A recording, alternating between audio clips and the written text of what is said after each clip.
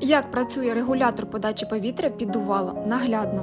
Зараз камін в режимі активного горіння. Рухаємо регулятор вліво, зменшуючи таким чином подачу повітря в піддувало. На регуляторі є показчик, який вказує, куди його рухати, щоб збільшувати чи зменшувати подачу повітря. Ви точно не заплутаєтесь. Тим часом, поки я вам розповідала, камін перейшов в режим тління.